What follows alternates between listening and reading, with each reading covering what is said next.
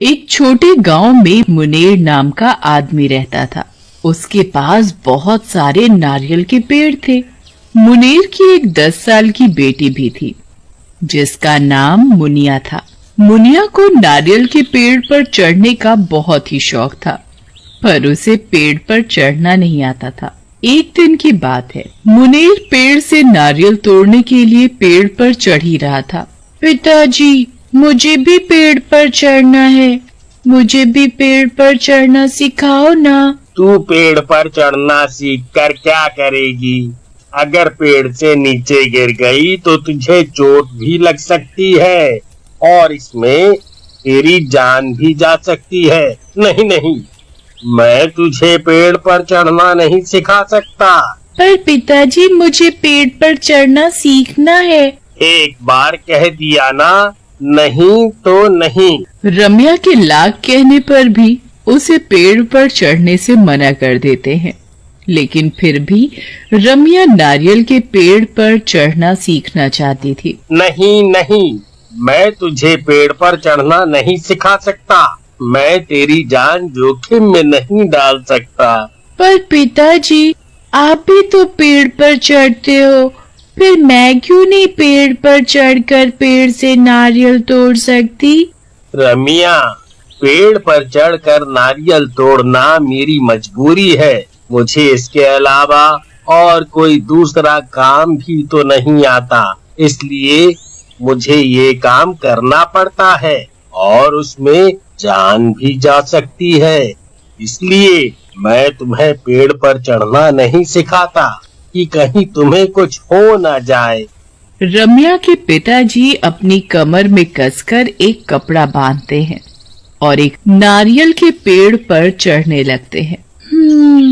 कितना अच्छा होता कि पिताजी मुझे भी पेड़ पर चढ़ना सिखा देते, पर पिताजी हैं कि मुझे पेड़ पर चढ़ना सिखाते ही नहीं।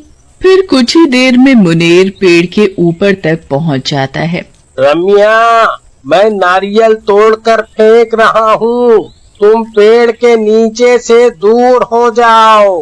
अपने पिता की बात सुनकर रम्या पेड़ के नीचे से दूर चली जाती है। फिर मुनेर अपनी कमर से हंसिया निकालता है और पेड़ से नारियल तोड़कर नीचे फेंकने लगता है, और जब सारे नारियल पेड़ से तोड़ लेता है तो पेड़ से नीचे उतर जाता है। फिर मुनेर और रम्या दोनों नारियल इकट्ठे करके एक टोकरे में रखकर बाजार में बेचने चले जाते हैं। शाम तक सारे नारियल बेचकर वापस घर जाते हैं तो साहूकार को घर पर देखकर हैरान हो जाते हैं।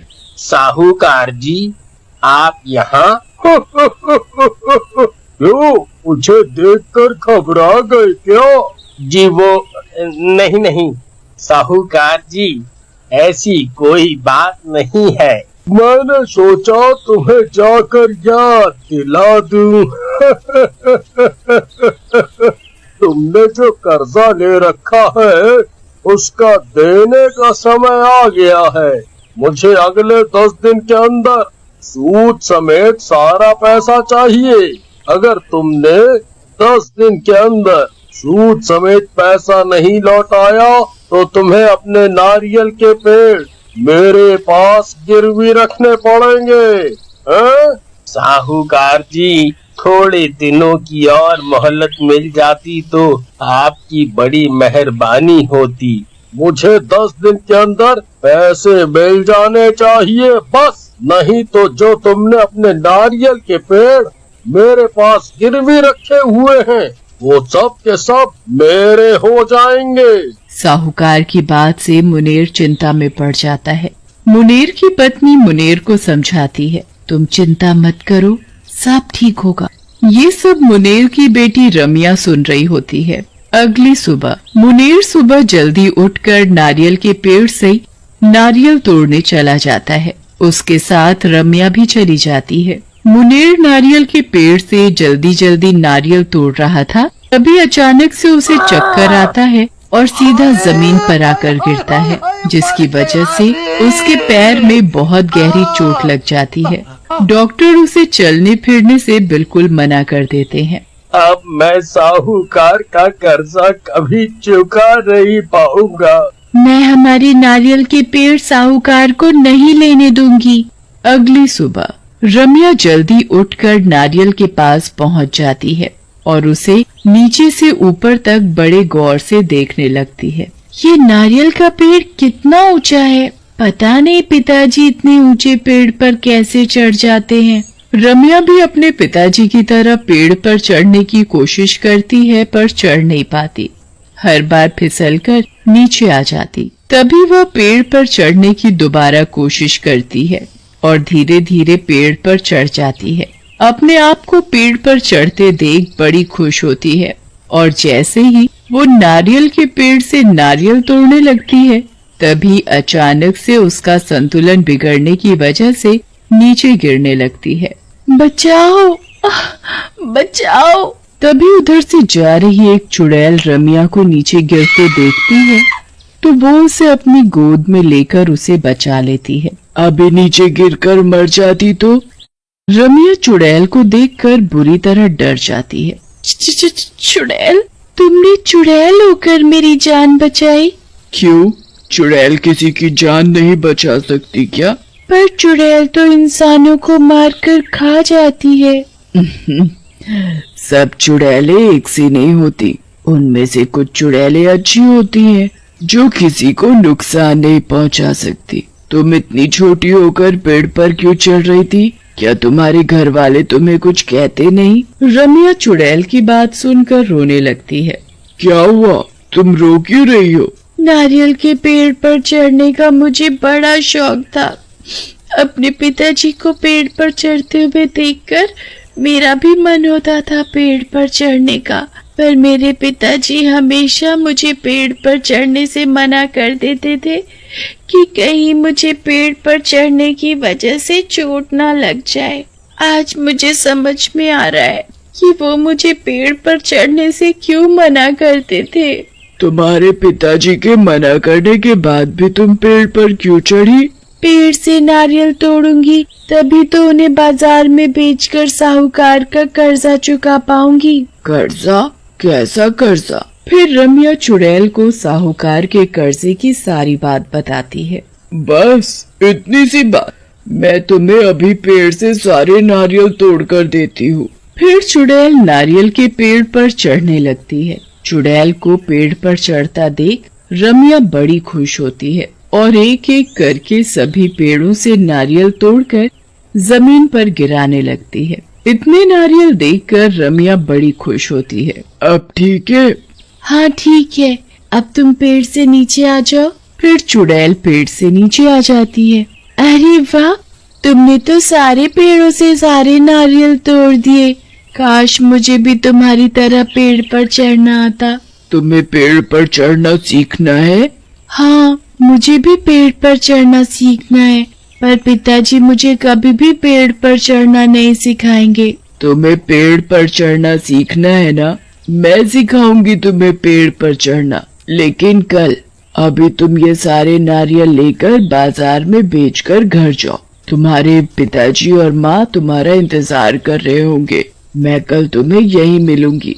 फिर रम्या सारे नारियल लेकर उन्हें बाजार में बेचने चली जाती है और उससे जो पैसे मिलते हैं वो घर आकर अपने पिताजी को दे देती है। रम्या, ये इतने सारे पैसे तू कहाँ से लाई? वो पिताजी, मैंने पेड़ से नारियल तोड़कर उन्हें बाजार में बेचकर कमाए हैं। अब साहूकार हमारे नारियल के पेड़ नहीं लेगा ना? मैंने तुझे पेड़ पर चढ़ने से मना किया है ना? अगर तुझे कुछ हो जाता तो? पिताजी, मुझे कुछ नहीं होगा। रम्या के पिताजी और उसकी माँ उसे गले लगाकर रोने लगते हैं। हमारी बच्ची, हमें नहीं पता था कि हमारी बेटी इतनी बड़ी और समझदार हो गई है। ये हमारी बेटी नहीं, हमारा बेटा है। जो बेटा बनकर नहीं कर सकते, वो इसने बेटी बनकर किया है। पिताजी, माँ। और फिर रम्या, उसके पिताजी और माँ सभी खाना खाकर हंसी खुशी सो जाते हैं। और जैसे ही सुबह होती है, रम्या फिर नारियल के पेड़ के पास पहुँच जाती है और इधर उधर चुड़ैल को ढूंढने लगती है। तभी अचानक से चुड़ैल उसके सामने आ जाती है। अरे, तुम अचानक से कैसे आई? जादू से। तुम्हें जादू भी आता है? चुड़ैल रम्या की बात सुनकर हंसने लगती है। चलो ये सब छोड़ो, मैं तुम्हें पेड़ पर चढ़ना सिखाती हूँ और पेड़ से नारियल तोड़कर भी देती हूँ। तुम मुझे पेड़ पर चढ़ते हुए ध्यान से देखना, ठीक है? हाँ। चुड़ैल रस्सी के सहारे नारियल के पेड़ पर चढ़ने लगती है और जब वो ऊपर पहुंच जाती है तो पेड़ से नारियल तोड़कर नीचे गिरा देती है और नीचे आ जाती है। अब तुम पेड़ पर चढ़ो। फिर रम्या भी पेड़ पर चुड़ैल के साथ साथ चढ़ने लगती है। जैसे जैसे चुड़ैल पेड़ पर चढ़ती जाती वैसे वैसे रम्या भी उसे देखकर पेड़ पर चढ़ने लगती। इसी तरह चुड़ैल रम्या को रोज पेड़ पर चढ़ना सिखाती और साथ ही पेड़ से नारियल तोड़ना भी सिखा देती है। फिर एक दिन चुड़ैल रम्या को अकेले पेड़ पर चढ़ने के लिए कहती है। आज तुम अकेले पेड़ पर चढ़ोगी और नारियल तोड़कर दिखाओगी। मम्मा मैं? हाँ तुम। फिर रम्या अकेले ही पेड़ पर चढ़ती है और पेड़ से सारे नारियल तोड़कर नीचे गिरा देती है और फिर नीचे आ जाती है और बड़ी खुश होती है और चुड़ैल से लिपट जाती है। मुझे विश्वास नहीं हो रहा कि आज मैं अकेले पेड़ पर चढ़ना सीख गई हूँ और ये सब तुम्हारी वजह से हुआ है। तुम्हारा बहुत बहुत धन्यवाद। अब मैं पेड़ से नारियल तोड़कर साहूकार का कर्जा जल्दी चुका दूंगी, फिर वो हमारे नारियल के पेड़ हमसे छीन नहीं सकता। अब तुम पेड़ पर चढ़ना सीख गई हो, पर जब भी पेड़ पर चढ़ो तो बड़ी सावधानी के साथ चढ़ना। अब मेरे जाने का समय आ गया है, मुझे जाना होगा। तुम यहीं रहो ना मेरे साथ, तुम बहुत अच्छी हो, मैं तुम्हें नहीं जाने दूंगी। नहीं, मैं नहीं रह सकती, अब मुझे जाना ही होगा। तुम अपने माँ और पिताजी का हमेशा ध्यान रखना। ये कहकर चुड़ैल वहाँ से गायब हो जाती है। फिर रम्या भी सारे नारियल बाजार में बेचकर वो 10 दिनों के अंदर साहूकार का सारा कर्जा चुका देती है। गांव के पास एक बस स्टैंड था जहां पर राजू नाम का लड़का रोज फूल बेचने के लिए जाया करता था। गांव से कुछ ही दूरी पर राजू का घर था जहां पर उसने एक छोटा सा फूलों का बगीचा भी बना रखा था। रोज की तरह आज भी राजू फूलों से भरा हुआ टोकरा लेकर बस स्टैंड पर फूल बेचने के लिए जाता है। तभी बस स्टैंड पर लोगों से भरी हुई एक बस आकर रुकती है। राजू फूल बेचने के लिए जोर जोर से आवाज लगाने लगता है। फूल ले लो फूल, सुंदर सुंदर रंग बिरंगे फूल। तभी बस से सीमा नाम की लड़की नीचे उतरती है, जिसे देखकर राजू उनके पास जाता है और बोलता है, मैडम जी, फूल लेंगी क्या? आज मेरे पास कई तरह के रंग बिरंगे सुंदर सुंदर फूल हैं। आप इन्हें अपने बालों में लगाएंगी तो और भी ज्यादा सुंदर दिखेंगी। सीमा को अपनी खूबसूरती पर घमंड था। वो राजू से बोलती है, अरे भाई, मुझे नहीं चाहिए तुम्हारे ये फूल। मैं तो तुम्हारे इन फूलों से कहीं ज्यादा सुंदर हूँ। अरे मैडम जी, ये लाल गुलाब अपने बालों में लगाकर तो देखिए, आपकी खूबसूरती और भी ज्यादा बढ़ जाएगी। अरे भाई, तुम तो पीछे ही पड़ गए हो, नहीं चाहिए तुम्हारे ये बेकार से फूल।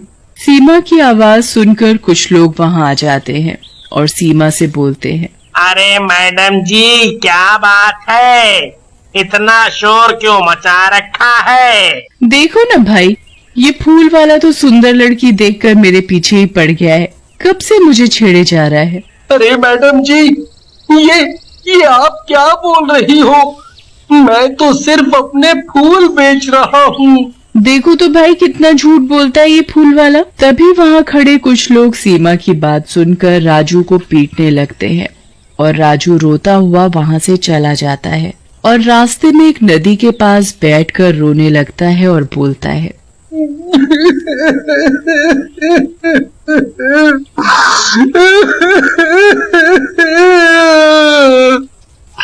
मेरी कोई गलती भी नहीं थी, फिर भी सब लोगों ने मुझे बहुत मारा।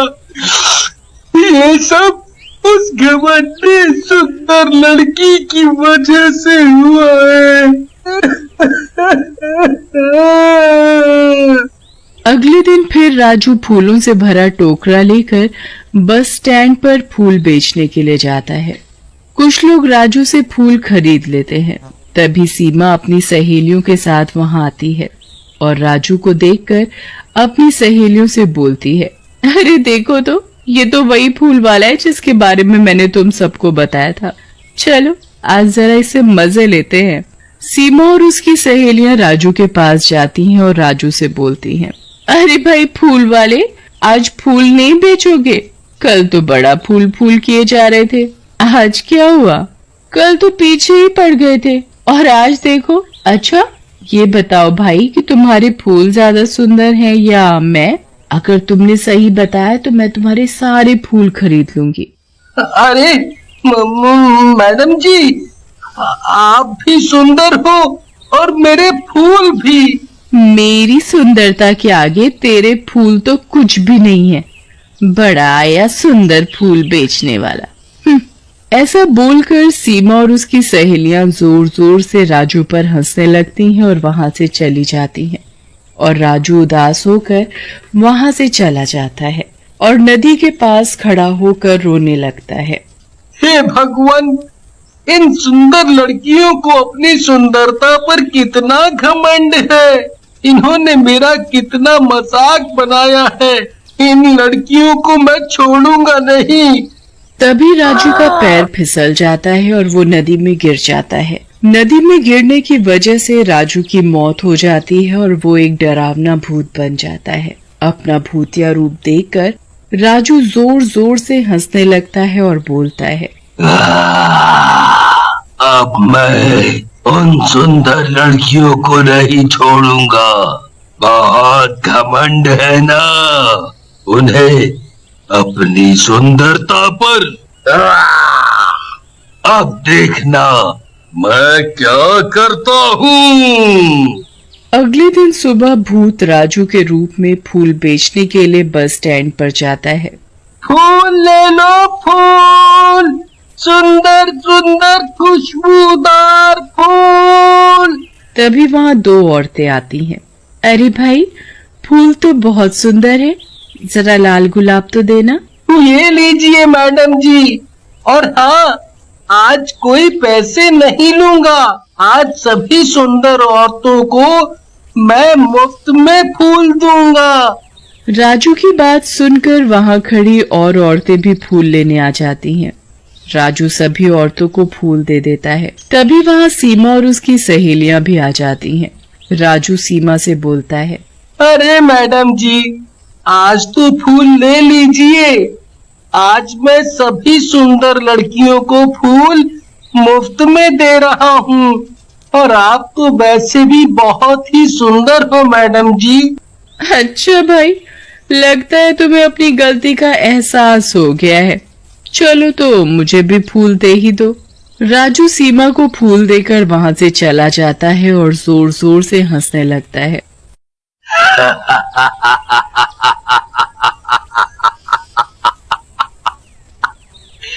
इतनी बेवकूफ है ये सब औरतें, इन्हें क्या पता ये मुफ्त के फूल इन औरतों का क्या हाल करने वाले हैं। अगले दिन सीमा का चेहरा काला और बेजान सा होने लगता है। उसकी सहेलियों और गांव की बाकी सुंदर औरतों का भी यही हाल होने लगता है।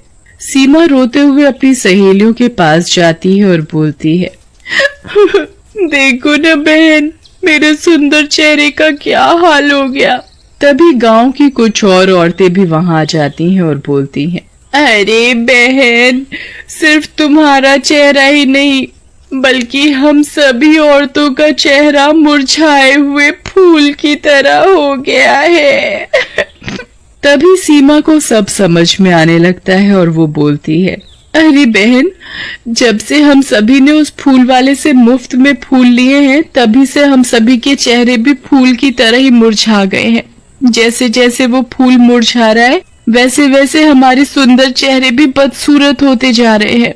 अरे बहन, हमें ये सारी बात सरपंच जी को बतानी चाहिए, वही हमारी कुछ मदद कर सकते हैं।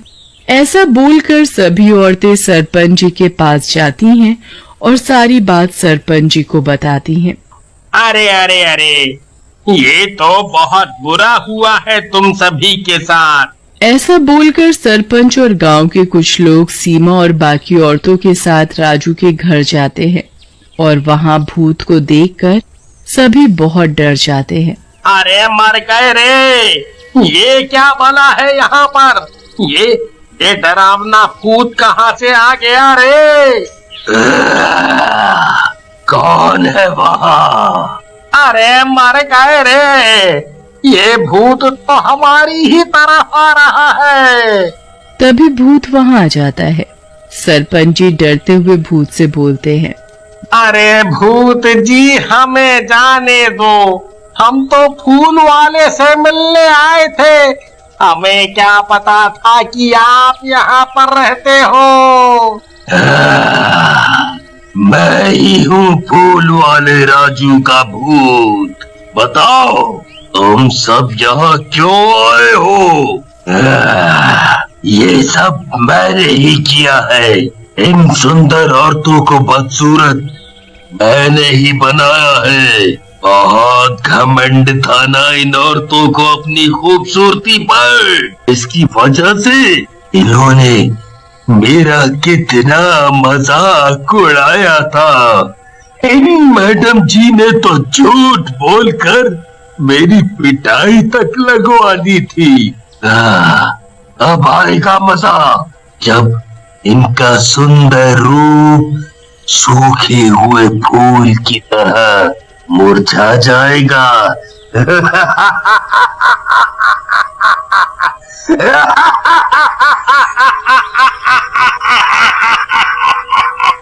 भूत जी, गलती सिर्फ मेरी है तो सजा भी मुझे ही मिलनी चाहिए, इन सब औरतों को नहीं।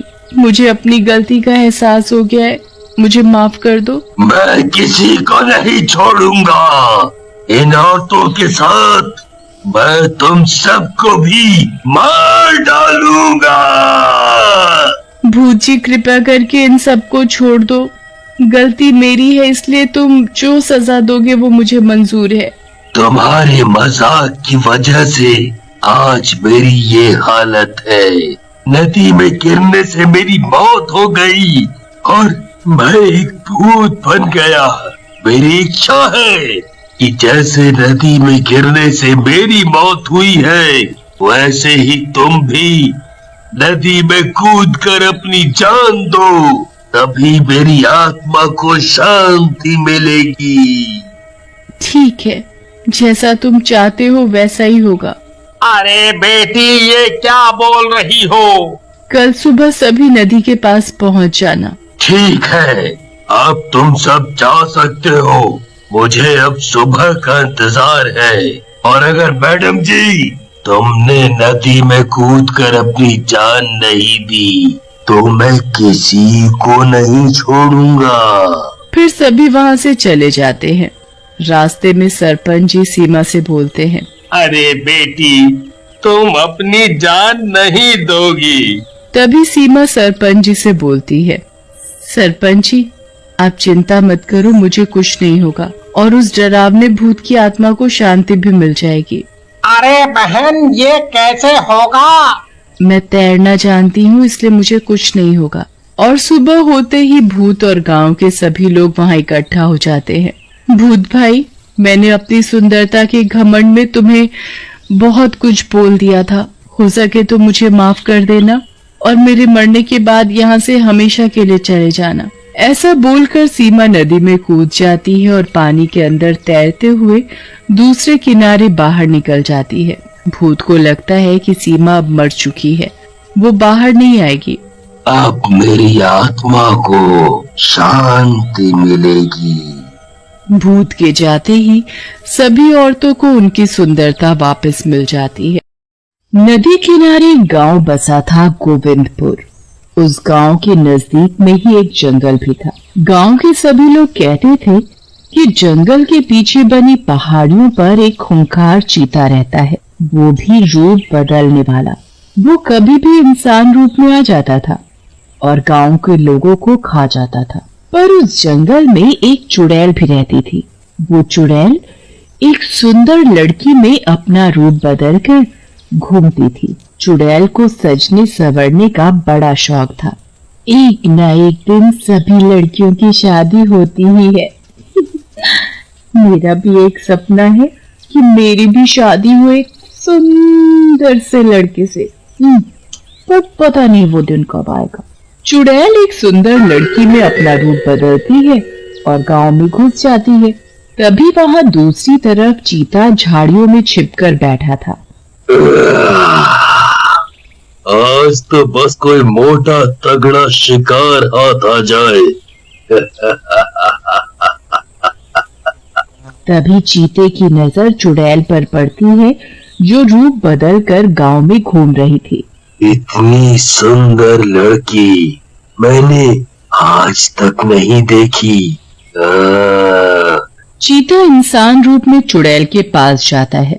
दोनों एक दूसरे को देखते ही रहते हैं बस, और दोनों को प्यार हो जाता है। तुम बहुत सुंदर हो, तुम्हारा नाम क्या है? मेरा नाम रूपा है, और तुम्हारा नाम क्या है? मेरा नाम वीर है। क्या तुम मुझसे शादी करोगी? बस फिर क्या था। शादी का नाम सुनते ही चुड़ैल के मन में शहनाइयां गूंजने लगी और वो उससे शादी के लिए हाँ कह देती है। दोनों शादी कर लेते हैं। शादी के बाद चीता उसे अपने घर ले जाता है। वीर, तुम्हारा घर तो किसी महल से कम नहीं, कितना बड़ा आलीशान है। आज से ये घर तुम्हारा भी है। ऐसे ही दोनों की शादी को कई दिन बीत जाते हैं।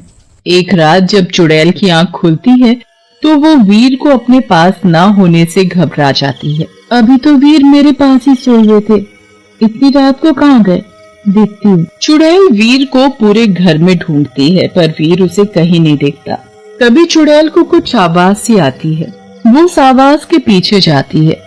वहां देखते ही उसकी आंखें फटी की फटी रह जाती हैं, क्योंकि उसका पति वीर आधा इंसान और आधा चीता बना एक इंसान को मारकर खा रहा था। ये सब क्या है? वीर ने मुझसे झूठ बोला, मुझे धोखा दिया। वो कोई साधारण मनुष्य नहीं है, वो तो कोई मनुष्य के रूप में जीता है। अब मैं क्या करूं? ये तो मुझे भी मारकर खा जाएगा। चुड़ैल को उस वक्त कुछ भी समझ नहीं आता, इसलिए वो चुपचाप अपने बिस्तर पर आकर सो जाती है।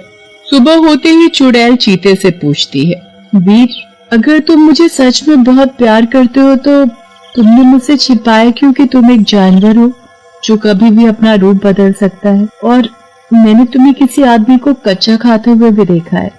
अच्छा, आखिर तुम्हें पता चल ही गया कि मैं एक जानवर हूँ। पर रूपा, मैं सच में तुम्हें बहुत प्यार करता हूँ।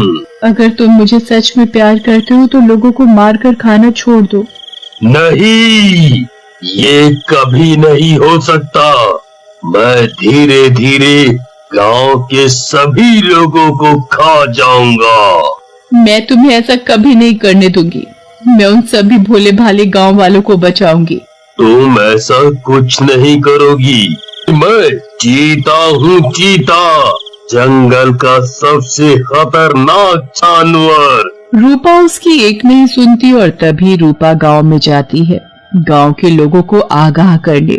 सुनो सुनो सुनो गांव वालों, सुनो, सभी अपने अपने घरों से निकलो, मैं तुम्हें एक बहुत जरूरी बात बताने आई हूँ। रूपा की आवाज सुनकर गांव के सभी लोग वहाँ इकट्ठा हो जाते हैं। क्या हुआ? क्यों चिल्ला रही हो? और कौन सी जरूरी बात है? बात यह है कि जंगल में एक चीता रहता है और वो ही आए दिन गांव के लोगों को उठाकर ले जाता है और उसे अपना शिकार बनाता है, उसे मार कर खा जाता है। हम तेरी बात का कैसे यकीन करें? तू तो इस गांव की दिखती नहीं, फिर हम सब तेरी बात पर क्यों यकीन करें? मैं सच बोल रही हूँ, मेरी बात का तुम सब यकीन करो। इतना बोलते ही चीता वहाँ गांव में घुस जाता है और जोर से दहाड़ता है। उसे देख सभी गांव वाले थर थर कांपने लगते हैं और अपने घरों में जाकर छिप जाते हैं। वो लड़की तो वाकई सच बोल रही थी, ये तो सच में चीता है। मैं तुम सबको नहीं छोड़ूंगा, सबको खा जाऊंगा। तुम कहीं भी छिप जाओ, मुझसे बचकर नहीं जा सकते। फिर क्या था, चीता मनीष के घर का दरवाजा तोड़कर अंदर घुस जाता है और मनीष को अपने पंजे से खींचता हुआ बाहर ले आता है। बचाओ बचाओ, कोई तो मुझे बचाओ, छोड़ दे ओ चीते, मैंने तेरा क्या बिगाड़ा है? चुप कर, नहीं तो अभी खा जाऊंगा। मैं कितना ताकतवर हूँ, मुझसे ताकतवर यहाँ कोई नहीं है। मैं यहाँ रोज आऊंगा और रोज एक आदमी को खाऊंगा। छोड़ दो उसे, नहीं तो अच्छा नहीं होगा। तुम मेरी पत्नी हो, पत्नी कभी अपने पति का बुरा नहीं चाहती। सभी गांव वालों को पता चल जाता है कि ये दोनों पति पत्नी हैं। अरे गांव वालों, ये दोनों तो पति पत्नी निकले। ये सब इन दोनों की कोई चाल लगती है। एक फंसाता है और दूसरा उसे मार कर खा जाता है। ये गांव वाले मेरी बात पर बिल्कुल भी यकीन नहीं कर रहे। ऐसे तो वीर उस आदमी को खा जाएगा। अब मुझे कुछ करना पड़ेगा। तभी चुड़ैल अपने असली रूप में आ जाती है। वो साधारण लड़की से चुड़ैल रूप में आ जाती है। उसे चुड़ैल रूप में देखते ही चीता मुंशी को अपने पंजे से छोड़ देता है। तुम तो कोई चुड़ैल हो। इसका मतलब तुमने मुझसे झूठ बोला, मुझे धोखा दिया। तुम्हारे इस रूप के पीछे ये घिनौना रूप छुपा था। तुमने ये अच्छा नहीं किया मेरे साथ। हाँ, मैं चुड़ैल, तुमसे पहले मेरा फर्ज गांव वालों को बचाना है। तुम्हें मैं किसी भी मासूम को खाने नहीं दूंगी। मेरे मुंह को इंसान का खून लग चुका है। इंसान से ज्यादा स्वादिष्ट कुछ और नहीं है। चीता चुड़ैल से ज्यादा ताकतवर था। चीता घर में घुसकर विमला के 5 साल के बेटे को उठाकर जंगल में ले जाता है। मेरा बच्चा, वो चीता मेरे बच्चे को उठाकर ले जा रहा है। कोई तो बचाओ मेरे पिंटू को। कुछ नहीं होगा उसे, मैं बचाऊंगी तुम्हारे बच्चे को। चुड़ैल चीते के पीछे पीछे जंगल में जाती है। अरे हम सब भी चलते हैं विमला बहन के बेटे को बचाने। चलो सब जंगल में। चीता के पीछे चुड़ैल और चुड़ैल के पीछे सभी गांव वाले। चुड़ैल चीते को पूरे जंगल में देखती है, पर उसे वो कहीं नहीं दिखता। थक हार कर चुड़ैल वहीं बैठ जाती है और रोने लगती है। ये जो कुछ भी हो रहा है सही नहीं हो रहा। वीर, मैं तुमसे बहुत प्यार करती हूँ और मुझे पता है वीर भी मुझसे उतना ही प्यार करता है। अब मैं क्या करूँ, कुछ समझ नहीं आ रहा। एक तरफ गांव वाले और दूसरी तरफ वीर। तभी चुड़ैल के पास एक बुजुर्ग आदमी आकर खड़ा हो जाता है और चुड़ैल से बोलता है, मत रो बेटी। तुमने मुझे बेटी बोला, मैं किसी की बेटी नहीं हूँ, मैं तो चुड़ैल हूँ, चुड़ैल। मैंने देखा था गांव में हम लोगों के लिए तुम अपने पति से भिड़ गई। तुम हम लोगों का भला चाहती हो, बुरा नहीं। हम सब ने तुम पर यकीन ना करने का नतीजा देख लिया। वो चीता हमारे गांव के बच्चे को उठा कर ले गया है। तुम चुड़ैल होकर हमारे लिए कितना कुछ कर रही हो। अब तुम ही उस बच्चे को बचा सकती हो। मेरे बच्चे को बचा लो। मैं विधवा औरत, वही तो एक मेरे जीने का सहारा है। मैं जिंदगी भर तुम्हारा एहसान मानूंगी। अब कुछ भी हो जाए मैं बच्चे को बचा कर ही रहूंगी। फिर चुड़ैल जोर से आवाज लगाती है। पूरे जंगल में उसकी आवाज गूंजने लगती है। वीर, तुम कहाँ हो? छुप कर क्यों बैठे हो? हिम्मत है तो बाहर आओ, मेरा सामना करो। आवाज सुनते ही तुरंत चीता चुड़ैल के सामने आ जाता है और फिर सामने आते ही चीता और चुड़ैल दोनों काफी देर तक आंखों में आंखें डालकर देखते रहते हैं। चुड़ैल अब चीता के सामने वही सुंदर लड़की बनकर खड़ी हुई थी। अगर तुम मुझे सच में प्यार करते हो तो लोगों को मारना छोड़ दो। अगर तुम ये सब छोड़ दोगे तो हम दोनों साथ रहेंगे और मिलकर एक साधारण सी जिंदगी जिएंगे। तुम्हें देखता हूँ तो तुम्हारे चेहरे से मेरी नजरें नहीं हटती। मैं सच में तुमसे बहुत प्यार करता हूँ, इसलिए मैंने लोगों को मारना छोड़ दिया, सिर्फ अपने प्यार के खातिर। वो देखो। दूर विमला का बेटा सही सलामत खड़ा होता है। उसे खरोच तक नहीं आई थी। विमला अपने बेटे को देखते ही गले से लगा लेती है। वही रूपा भी चीता को गले से लगा लेती है। गले लगते ही चीता इंसानी रूप में आ जाता है।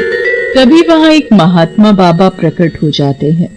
तुम दोनों को दिया हुआ श्राप अब खत्म हो गया है।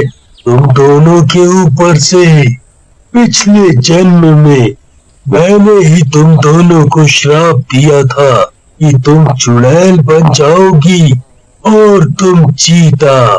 चुड़ैल को बड़ा घमंड था अपने रूप पर और चीते को अपनी ताकत पर। इसी के चलते तुम दोनों ने एक दिन मेरी तपस्या भंग कर दी थी। मैंने गुस्से में आकर तुम दोनों को श्राप दिया था। तुम दोनों के अच्छे व्यवहार के चलते मैं तुम्हें श्राप से मुक्त करता हूँ और आजाद करता हूँ। तुम अब कभी भी चुड़ैल और चीता रूप में नहीं आओगे। फिर वीर और रूपा खुशी खुशी अपना जीवन व्यतीत करते हैं। माला दोनों देवरानी जेठानी थे। सुरभि के एक बेटा सोनू 4 साल का था और माला की अभी कोई संतान नहीं थी। तभी बाहर से माला के पति मानव की आवाज आती है। सोनू बेटा, इधर आओ, देखो मैं तुम्हारे लिए क्या लाया। तभी मानव अपने बैग से एक रिमोट कार निकालता है। चाचू, ये तो बहुत अच्छी है, मैं इसे दादी को दिखाकर आऊं। सोनू फिर कार लेकर अपनी दादी के कमरे में चला जाता है। वहाँ दूर से माला चुपचाप खड़ी सब देख रही होती है। जिसे देखो सोनू सोनू बस सोनू, किसी को मैं तो दिखाई ही नहीं देती। अगले दिन सुबह माला चुपचाप घर से बाहर जाती है और अपने साथ जहर लेकर आती है और उसे अपने कमरे में छुपा देती है। सुरभि बहू, सोनू के लिए भी एक गिलास दूध ले आना। बस फिर क्या था, माला को मौका मिल गया। दीदी, सोनू को दूध मैं दे आऊं, आखिर वो मेरा भी तो बेटा है। ये सुनकर सुरभि को बहुत अच्छा लगता है। ठीक है, ये लो दूध का गिलास, लो दे आओ। माला सबसे नजर बचाकर दूध के गिलास में जहर मिला देती है। फिर उस गिलास को सोनू के हाथ में दे देती है। मुझे नहीं पीना ये दूध, मुझे दूध पीना बिल्कुल भी अच्छा नहीं लगता। दूध तो तुम्हें जरूर पीना पड़ेगा, मेरा राजा बेटा फिर बड़ा कैसे होगा। उधर माला अपना नाश्ता अपने कमरे में लेकर चली जाती है। सोनू भी अपनी चाची के पीछे भागता हुआ वहां जाता है और दादी उसके पीछे दूध का गिलास लिए। अरे पी ले दूध, क्यों अपनी दादी को परेशान करता है। सोनू माला के कमरे में जाकर छिप जाता है। गोमती उसे इधर उधर ढूंढती है पर वो नहीं दिखता। माला भी तभी बाथरूम में होती है। उसका नाश्ता वहीं रखा होता है, साथ में दूध भी होता है। गोमती सोनू का गिलास भी वहीं रख देती है। तभी सोनू कमरे से बाहर भाग जाता है। गोमती उसे देख लेती है और सोनू के गिलास के बदले गलती से माला का गिलास उठाकर वहां से चली जाती है। फिर क्या था, सोनू दूध पीकर सो जाता है और वहां माला, सारा नाश्ता ठंडा हो गया, जल्दी जल्दी खत्म करो इसे। ये मुझे क्या हो रहा है, मैं ठीक से सांस भी नहीं ले पा रही हूँ, मेरा दम घुट रहा है, कोई बचाओ मुझे। माला की आवाज दूसरों तक नहीं पहुंच पाती और माला तभी अपना दम तोड़ देती है। जब मानव अपने कमरे में जाता है और माला को नीचे पड़ा देखता है तो चौंक जाता है। माला, माला, ये तुम्हें क्या हुआ? तुम नीचे कैसे गिर गई? उठो, उठो माला, माला उठो। मानव सभी को आवाज देकर वहां बुला लेता है। माला अब इस दुनिया में नहीं रही, वो मर चुकी है। माला के मरने से सभी को बहुत सदमा पहुंचता है। विधि विधान से माला का अंतिम संस्कार कर दिया जाता है, पर मरने के बाद माला को मुक्ति नहीं मिल पाती, जिसकी वजह से माला चुड़ैल बन जाती है। मुझे सब पता है, जहर वाला दूध उन लोगों ने मुझे पिला दिया। मेरे साथ इतना बड़ा धोखा मैं नहीं छोड़ूंगी किसी को भी। तुम सबकी जान उस सोनू में बसती है ना, मैं उस सोनू को ही मार डालूंगी।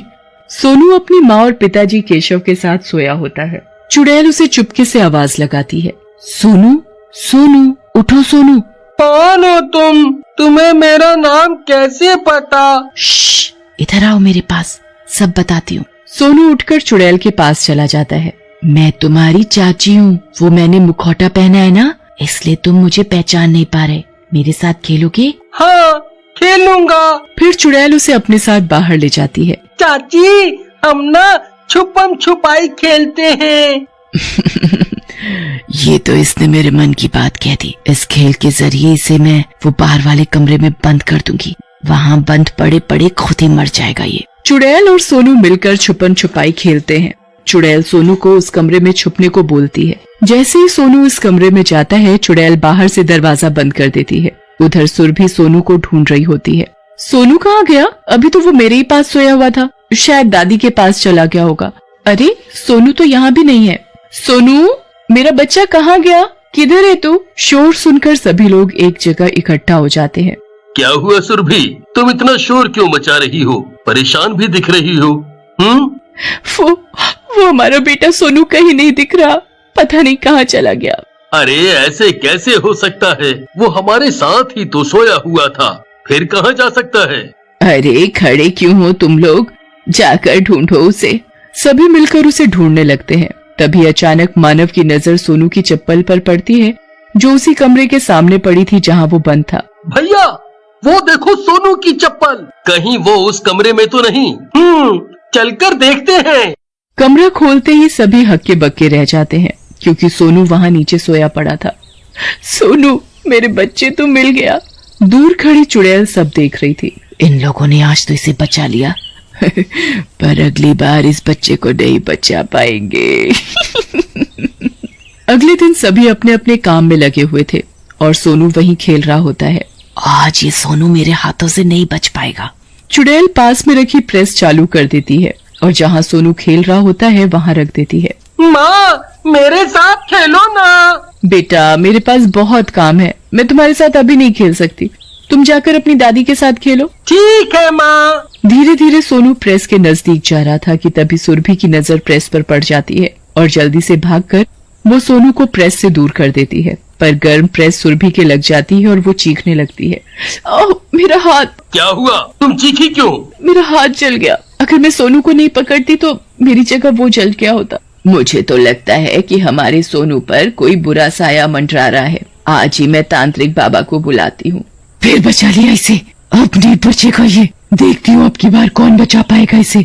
ऐसी सजा दूंगी ना इस सोनू को, मरेगा तड़प तड़प कर। शाम को गोमती तांत्रिक बाबा को घर बुला लाती है। मैंने पूरा घर देख लिया। तुम्हारे घर पर किसी चुड़ैल का साया मंडरा रहा है। क्या बाबा, ये आप क्या कह रहे हैं? कुछ करिए ना, उस चुड़ैल से कैसे छुटकारा मिलेगा?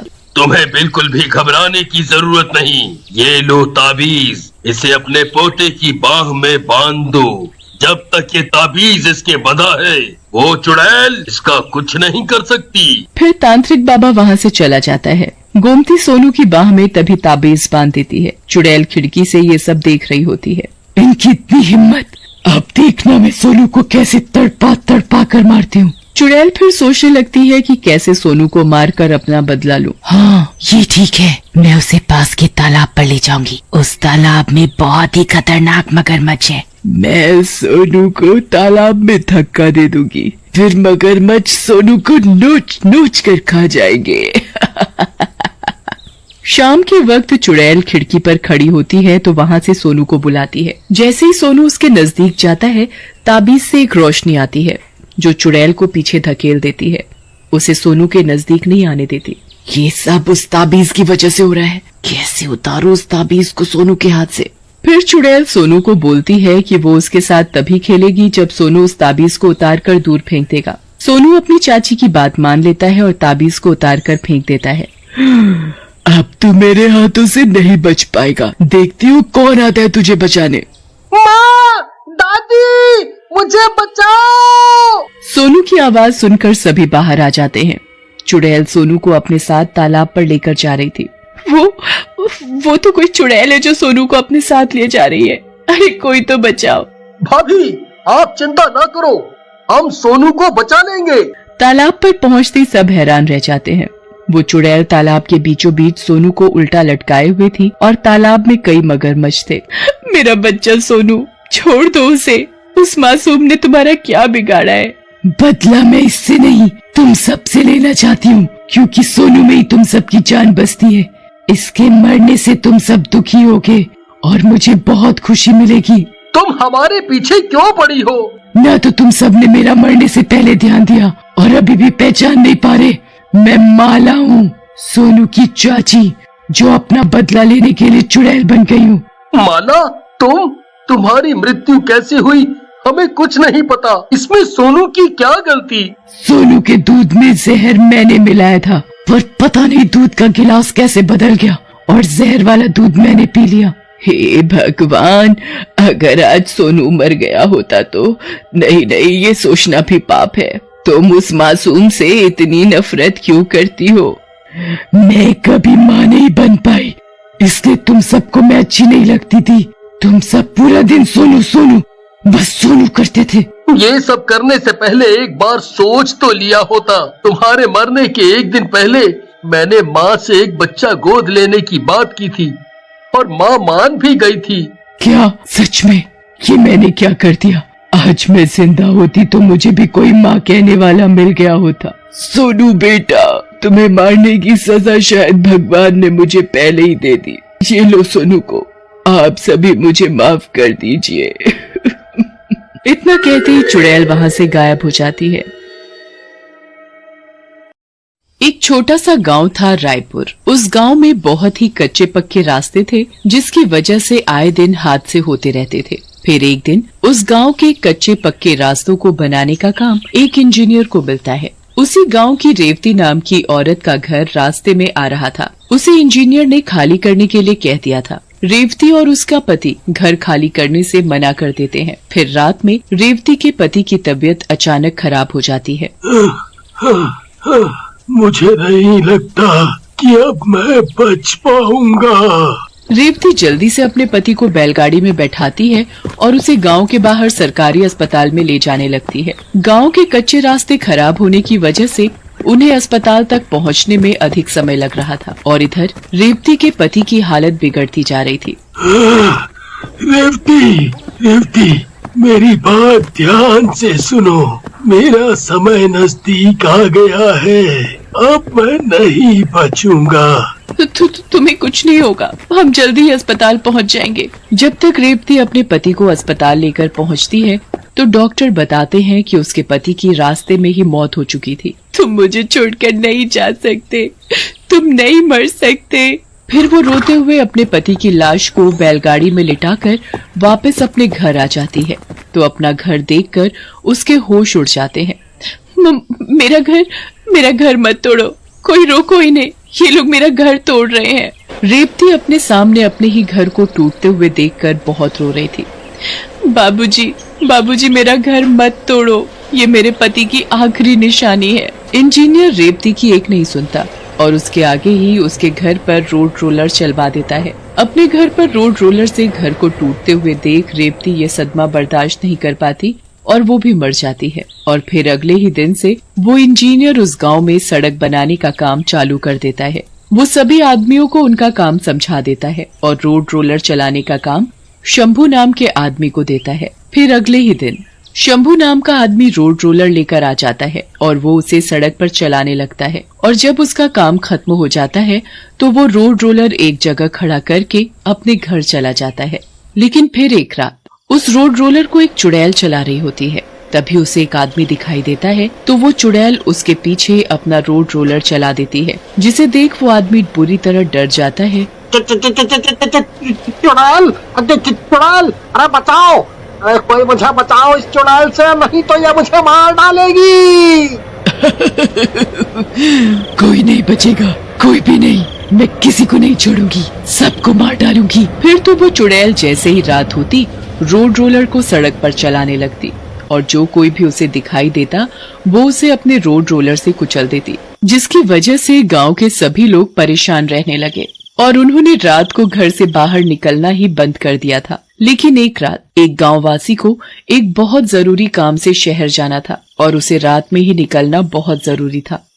मेरा आज शहर जाना बहुत जरूरी है। तभी उसकी पत्नी कहती है, नहीं नहीं, तुम शहर नहीं जा सकते, तुम्हें तो पता है ना, चुड़ैल को जो कोई भी इंसान दिखाई देता है उसे वो अपने रोड रोलर से कुचल देती है।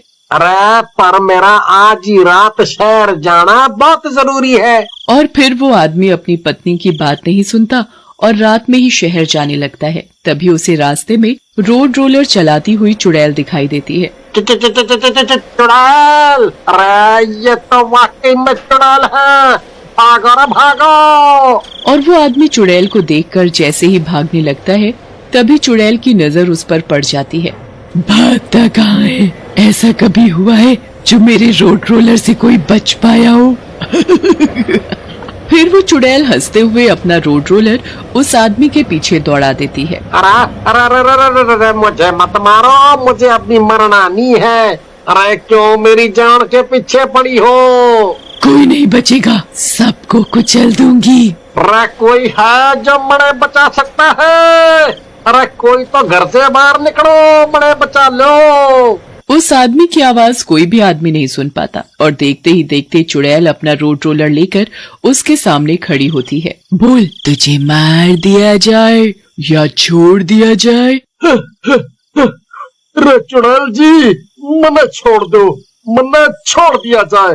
हाँ जी, बस मने छोड़ दिया जाए। जा, तुझे छोड़ दिया। आदमी खुश होते हुए। अरे आपने मने सच में छोड़ दिया? हाँ, तुझे छोड़ दिया। जा, जितना भाग सकता है भाग, तो तेरी जान बच जाएगी। हैं? ये क्या? जल्दी कर, देर मत कर। अरे भागता हूँ चुड़ैल जी, भागता हूँ। जैसे ही चुड़ैल का रोड रोलर चालू होता है तो वो आदमी भागना चालू कर देता है। जो चुड़ैल तो मन लग गया है, दौड़ा दौड़ा करके ही मेरा दम निकाल कर मार डालेगी। वो चुड़ैल उस आदमी को इतना दौड़ाती है जब तक कि वो बेहोश नहीं हो जाता। चुड़ैल उसे मरा समझकर छोड़ देती है। इतने में ही सुबह हो जाती है और फिर वो चुड़ैल भी दिन के उजाले में गायब हो जाती है। अरे ये सड़क पर कौन पड़ा है? चलो देखते हैं कि ये कौन है। फिर जैसे ही वो सभी गांव वाले उस आदमी को उठाते हैं। अरे ये तो सरला का घर वाला सत्तू है। फिर सभी गांववासी सत्तू को उसके घर उसकी पत्नी के पास ले जाते हैं और जैसे ही सत्तू को होश आता है वो गांववासियों को बताता है। अरे आज पता नहीं मैं किसका मुंह देख कर उठा था जो मेरी जान बच गई, नहीं तो उस चुड़ैल ने तो मने मारने का पूरा इंतजाम कर रखा था। किसी को भी समझ में नहीं आ रहा था कि चुड़ैल रात में रोड रोलर चलाकर गांव के आदमियों को क्यों कुचल रही है। दिन में तो सभी आदमी सड़क का काम कर लेते, पर जैसे ही रात होती तो सभी काम करने वाले सड़क का काम करने से मना कर देते।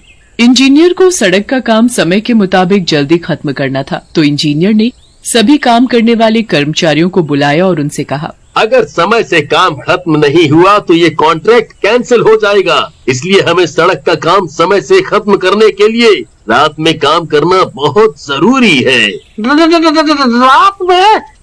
नहीं, हम रात में काम नहीं करेंगे। हाँ बाबूजी, हम रात में काम नहीं करेंगे। रात में काम नहीं करोगे? पर क्यों? बाबूजी, रात को एक चुड़ैल रोड रोलर सड़क पर चलाती हुई घूमती है और जो कोई भी उसे दिखाई दे जाता है वो सीधा रोड रोलर उसके ऊपर चढ़ा देती है और उसे मौत के घाट उतार देती है, मौत के। तुम गांव वाले भी ना जाने कैसी अंधविश्वासी बातें करते हो। देखो, ये चुड़ैल उड़ैल भूत भूत कुछ नहीं होता। अगर ऐसा ही है तो मैं रात में तुम्हारे साथ रहूंगा, फिर तो करोगे काम।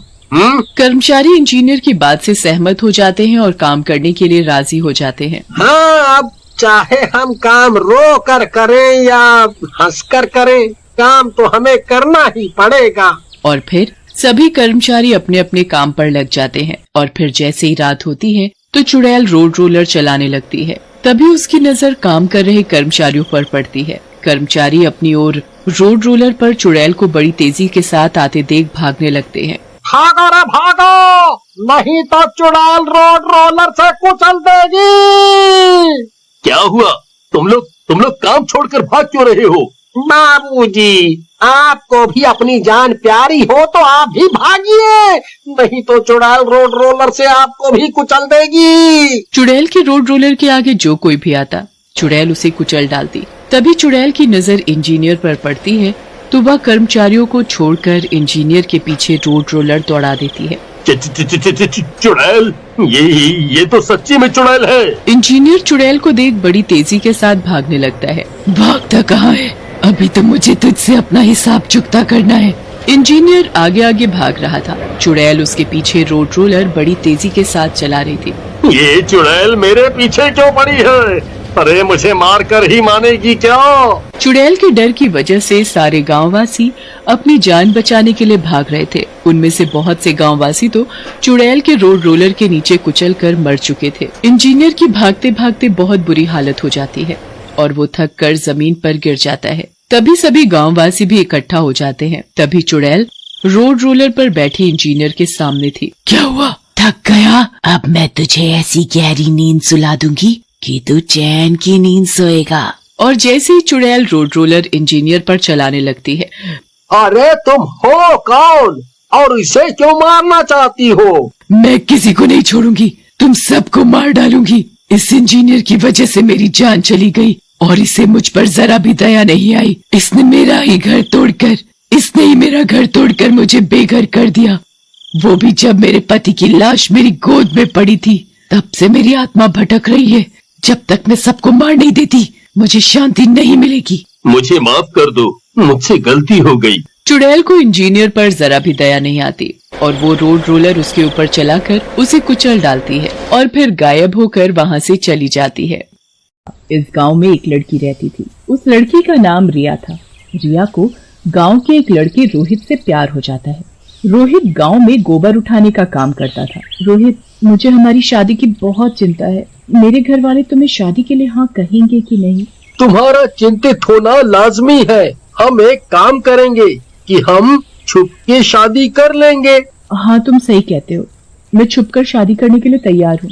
ठीक है, हम कल मंदिर में जाके शादी कर लेंगे। तुम कल शादी के जोड़े में तैयार रहना। मैं कल मंदिर आके तुमसे शादी कर लूंगा। रिया शादी की बात से बहुत खुश थी। वो शादी की तैयारी में लग गई। रिया की माँ का देहांत 5 साल पहले हो गया था। वो अपनी माँ से बहुत प्यार करती थी, इसीलिए वो अगले दिन अपनी माँ का शादी का लाल रंग का लहंगा पहनकर शादी के लिए मंदिर चली जाती है। रोहित भी शादी के लिए मंदिर पहुँच जाता है। फिर दोनों मिलकर शादी कर लेते हैं। अरे ये तो ठाकुर साहब की बिटिया है। ये यहाँ इस गोबर उठाने वाले से शादी क्यों कर रही है? जाके ठाकुर साहब को बताना पड़ेगा। फिर वो गांव का आदमी सारी बात ठाकुर को बता देता है। ठाकुर बहुत गुस्से में आ जाता है और अपने गुंडों को साथ में लेकर मंदिर पहुंच जाता है। रिया, इस लड़के से शादी करने की तेरी हिम्मत कैसे हुई? मैं तुझे छोड़ूंगा नहीं। हम दोनों ने शादी कर ली है। अब रिया मेरी पत्नी है। आप उसे कुछ नहीं कर सकते।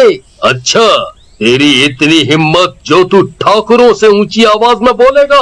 याद रख, तू गांव में गोबर उठाने का काम करता है और हम गांव के ठाकुर हैं। तुझे मैं मार दूंगा।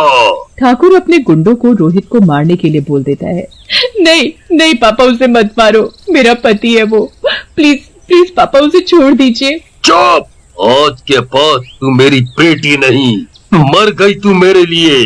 दूसरी ओर ठाकुर के गुंडे रोहित को पीट पीट कर मार देते हैं। ठाकुर के गुंडे रोहित की लाश को उठाकर नदी में फेंक देते हैं। रोहित की लाश को नदी में फेंक कर वो वहां से चले जाते हैं। ये क्या हो गया मेरे साथ? मैं रोहित से कितना प्यार करती थी, वही मेरे लिए सब कुछ था। अब वो ही नहीं रहा तो मैं जी के अब क्या करूंगी? फिर रिया नदी में कूद जाती है और अपनी जान दे देती है। रिया की लाश इसी नदी में पड़ी रहती है। रिया के मरने की बात पूरे गांव में फैल जाती है। सब लोग रिया की मौत का कारण ठाकुर को मान रहे थे। ठाकुर ये बेइज्जती सहन नहीं कर पाया और वो अपने परिवार को लेकर गांव छोड़कर चला जाता है।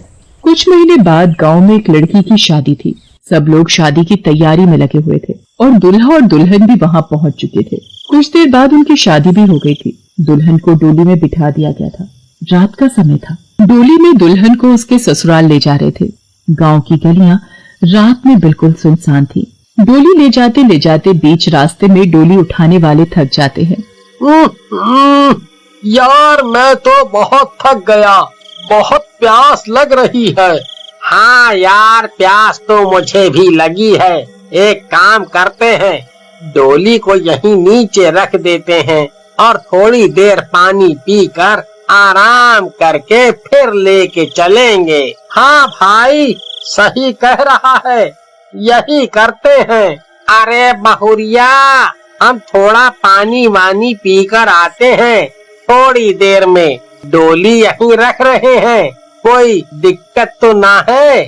नहीं, कोई दिक्कत नहीं है, आप जाइए। वो दोनों आदमी डोली को वहीं बीच रास्ते में रख देते हैं और पानी पीने के लिए नदी किनारे चले जाते हैं। दुल्हन वहाँ डोली में अकेले बैठी हुई थी। अरे बाप रे, यहाँ तो बड़ी ठंड हो रही है, ऊपर से ना जाने मैं ससुराल कब पहुँचूंगी। तभी दुल्हन को पीछे से कोई आवाज सुनाई देती है। दुल्हन झटके से पीछे मुड़कर देखती है, शायद कोई कुत्ता होगा। इतनी रात को कोई यहाँ घूम तो नहीं सकता। फिर थोड़ी देर बाद दुल्हन को एक डरावनी चिल्लाहट सुनाई देती है। दुल्हन बहुत डर जाती है और डोली के बाहर निकल जाती है। कौन है वहाँ? कौन चिल्लाया? कौन है? तभी दुल्हन को महसूस होता है कि उसके पीछे कोई खड़ा है। वो पीछे मुड़कर देखती है कि एक डरावनी चुड़ैल खड़ी हुई है। वो चुड़ैल बहुत डरावनी होती है और उसने शादी का लाल रंग का लहंगा पहन रखा होता है। मैं तुम्हें शादी नहीं करने दूंगी। तभी चुड़ैल अपने नुकीले और लंबे नाखून से दुल्हन को मार देती है। वो दुल्हन की लाश को नदी में फेंक देती है और खुद डोली में बैठ जाती है। तभी डोली उठाने वाले वहाँ आराम करके वापस आ जाते हैं। वो डोली उठाकर ससुराल जाने के लिए आगे बढ़ते हैं। उन दोनों को जरा सी भी खबर नहीं थी कि अब इस डोली में वो दुल्हन नहीं, एक चुड़ैल बैठी है। चुड़ैल तभी डोली के अंदर बैठी बैठी डरावनी आवाज निकालती है। वो दोनों डर के मारे रुक जाते हैं। भाई, ये डरावनी आवाज कहाँ से आ रही है? भाई, मुझे भी समझ नहीं आ रहा है, ये इतनी डरावनी आवाज आ कहाँ से रही है? क्या हुआ? तुम दोनों रुक क्यों गए? वो दोनों आदमी चुड़ैल को देखकर बहुत डर जाते हैं। पीछे वाला आदमी जल्दी भाग जाता है और आगे वाला आदमी डर के मारे कुछ सोच ही नहीं पाता है। चुड़ैल एक आदमी को मार देती है और उसकी लाश को वहीं बीच रास्ते में छोड़कर चली जाती है। दूसरा आदमी ससुराल वालों के पास जाकर उन्हें सारी बातें बता देता है। ससुराल वाले ये बात सुनकर बहुत रोते हैं और डर भी जाते हैं। मुझे ये सब बातें गांव के पंचायत को बतानी पड़ेंगी, वही कुछ कर सकती है। अगली सुबह दूल्हा गांव की पंचायत के पास रोता रोता जाता है और उन्हें बताता है कि कैसे उस चुड़ैल ने दुल्हन को मार दिया। उसी वक्त एक और आदमी वहां पंचायत के पास पहुंचता है। साहब, हमारी गली के पास एक आदमी की लाश पड़ी हुई मिली है। हम सब जब सुबह उठे तो वो हमारी गली में पड़ी हुई मिली। पंचायत उस आदमी का कहा मानकर उस लाश के पास चले जाते हैं। लाश पर वार का निशान किसी इंसान का नहीं लग रहा है। ऐसा लग रहा है जैसे किसी ने अपने नाखून से इसका कत्ल किया हुआ है। तभी वहाँ वो दूल्हा पहुँचता है।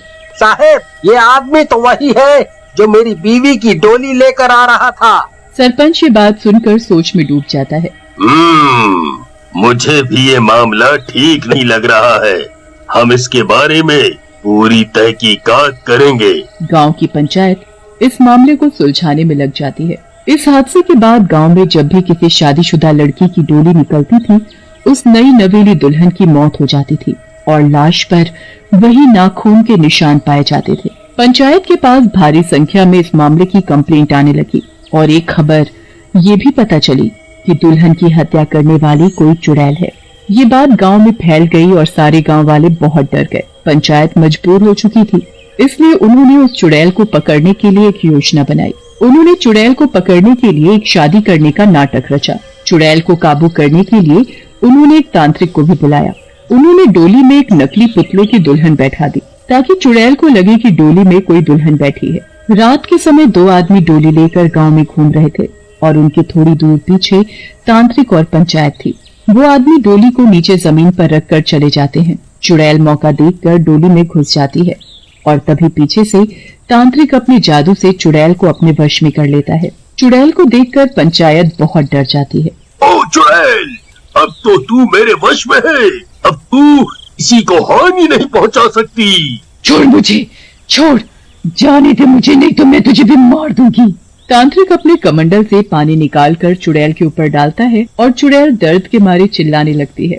चुप होकर यहीं बैठ जा और बता तू यहाँ क्यों आई है। चुड़ैल वहाँ तांत्रिक के सामने जाकर बैठ जाती है और पंचायत भी वहाँ तांत्रिक के पीछे बैठकर सब सुन रहे होते हैं। मेरा नाम रिया है। मरने से पहले मैं इसी गांव में रहती थी। यहाँ के गांव के ठाकुर की बेटी थी मैं। गांव के एक लड़के से प्यार करती थी और उससे शादी करना चाहती थी, पर मैं जानती थी कि मेरे घर वाले कभी इस शादी के लिए हाँ नहीं कहेंगे, क्योंकि मैं जिससे प्यार करती थी वो लड़का इस गांव में गोबर उठाने का काम करता था। इसलिए हम दोनों ने छुपकर शादी करने का सोचा। हमने मंदिर में शादी भी करनी, पर किसी ने मेरे घर वालों को बता दिया था कि मैं छुपकर शादी कर रही हूँ। मेरे घर वाले वहां पहुंच गए और उन्होंने मेरे पति को मारकर नदी में फेंक दिया। मैंने भी अपनी जान नदी में कूद कर दे दी। अब मैं इस गांव में किसी की भी शादी नहीं होने दूंगी। मेरी शादी नहीं हुई तो मैं किसी की नहीं होने दूंगी। नहीं नहीं, ऐसा मत करो रिया। शादी अधूरी होने का दर्द तुमसे ज्यादा और कौन समझ सकता है। और तुम इस गांव की नई नई दुल्हन को मार के शादी अधूरी होने का दर्द दे रही हो। तुम्हें ऐसा नहीं करना चाहिए। हाँ, तुम सही कह रहे हो। जो मेरे साथ हुआ उसके बदले की आग में मैं कुछ सोच ही नहीं पाई और मैंने इतनी बड़ी गलती कर दी। मुझे माफ कर दीजिए। फिर वो चुड़ैल वहां से हमेशा हमेशा के लिए गायब हो जाती है।